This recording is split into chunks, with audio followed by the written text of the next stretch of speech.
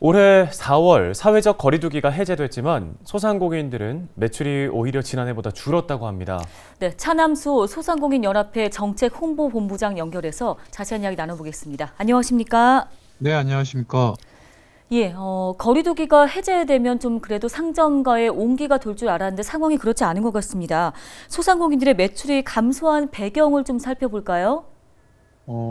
소상공인들의 매출이 감소한 배경에는 가장 큰 거는 이제 삼중고라고 말할 수 있는 고금리, 고환율, 고물가로 통하는 국내외 환경의 변화에 따라서 소상공인들의 매출이 감소할 수밖에 없습니다. 이는 이런 물가가 많이 올라가게 되면 소비에 위축이 되고 소비가 위축이 되면 어떤 소상공인 업장에 찾아오는 비율이 줄어들 수밖에 없고 그러다 보니까 소상공인들이 코로나 거리두기 해제에도 불구하고 매출은 감소할 수밖에 없는 그런 상황입니다.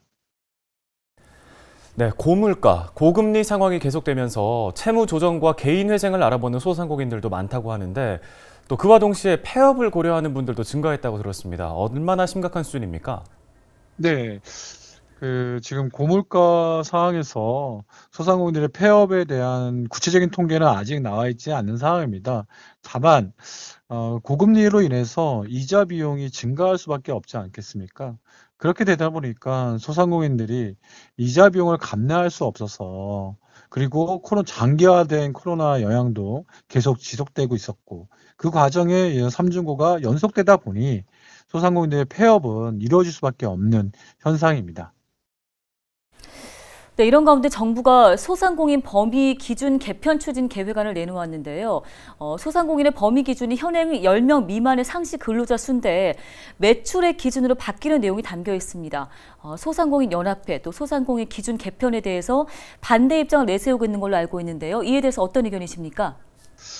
이는 지금 소상공인 같은 경우에 그 범위 기준은 근로자 수 5인 미만 사업장과 그다음에 매출액 기준을 같이 해야만 소상공인 범위로 정해졌던 사항에서 단위 지표인 매출액 기준으로 보는 거를 지금 범위 기준을 개편하고자 했습니다. 소상공인들은 현 상황에서 단순하게 그 매출액 기준으로 보는 것은 현 근로기준법에 대나 또는 이제 중대재해처벌법 이런 모든 것들이 근로자 수로 지금 규정되고 있습니다.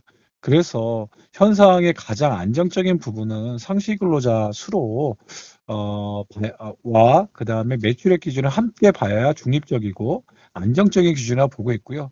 해외 같은 경우에도 실질적으로 상시 근로자를 기본으로 하고 매출액이나 자산을 보조 지표로 보고 있습니다. 이런 것을 모두 판단해 본다면 현재 지금 논의되고 있는 매출액 기준, 단위 기준으로 보는 것은 상당히 좀 신중할 필요가 있다. 그리고 이것에 대해서는 사회적 혼란이 더 크다. 이렇게 판단해 보고 있습니다. 네, 소상공인을 위한 지원책, 실효성이 가장 중요해 보이는데 정부가 좀 어떤 대책을 마련해야 한다고 보십니까? 당연히 이제 현장에서 체감하는 것이 가장 중요합니다. 그러기 위해서는 이번에 새출발 기금이라든지 그다음에 대안대출 같은 경우에도 보면 현장에서는 가계대출까지는 포함해야지만 된다라고 계속 지속적인 주장이 있었습니다. 이것은 사업자 대출 소상공인의 업은 사업자이면서 가장이면서 근로자이면서 종사자입니다. 사업자입니다. 이런 걸 다 파악한다면 당연히 가계대출을 포함하면 대안대출의 효과가 극대화될 수 있습니다.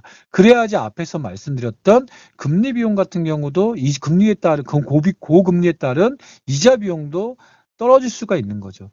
그러기 위해서는 성장에서 목소리를 내고 있는 다양한 그 주장들이 있는데 그것을 조금이라도 공감하면서 정책을 위반했을 때 실질적인 정책이 현장에서 내려오고 그것이 결국에는 실효성 문제를 극복할 수 있는 상황이라고 보고 있고요. 다시 말한다면 디지털 전환, 판로 개척, 그다음에 물가 따른 고물가에 따른 원부자재 부담 이런 부분들은 국가가 세심하게 현장 중심으로 현장의 목소리를 많이 들어서 반영해 주어야 실효성을 만들 수 있을 것이다. 이렇게 생각합니다. 네, 말씀 잘 들었습니다. 지금까지 소상공인연합회 차남수 정책홍보본부장이었습니다.